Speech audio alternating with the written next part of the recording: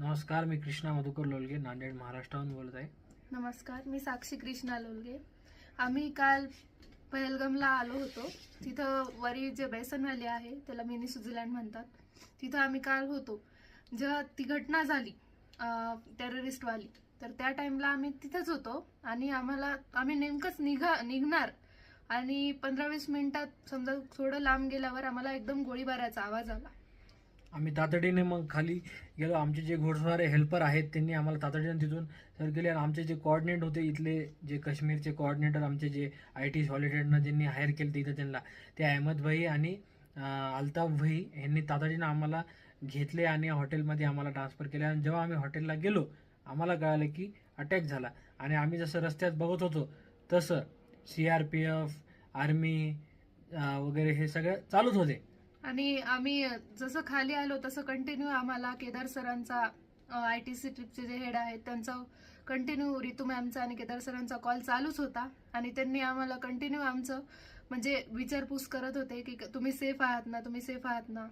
आणि जे आमचं हॉटेल जे होतं ते पण सुद्धा असेल आणि इथले जे लोक आहेत त्यांनी पण खूप हेल्प केली आम्हाला.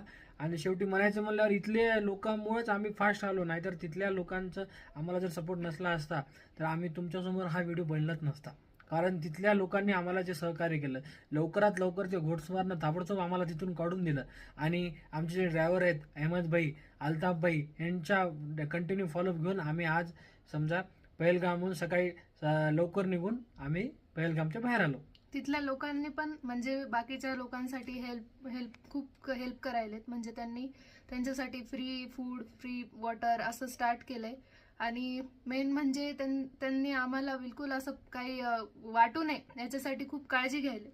भीती वाटत नाही ना म्हणून कंटिन्यू चेअर करायलेत. काही होत नाही असं म्हणजे एक खात्री द्यायची काम करण्याचं त्यांनी आणि काम. आपली जी सेंट्रल गव्हर्नमेंट आहे मोदीजीची जी आहे आपली BJPची, तर त्यांनी कंटिन्यू ते फॉलोअपमध्ये घेऊन आर्मी हे ते सगळ्या जे हे आहेत म्हणजे टुरिस्ट लोक आहेत त्यांच्या कंटिन्यू फॉलोअपमध्येच आहेत. त्यांना नेणं हे करणं.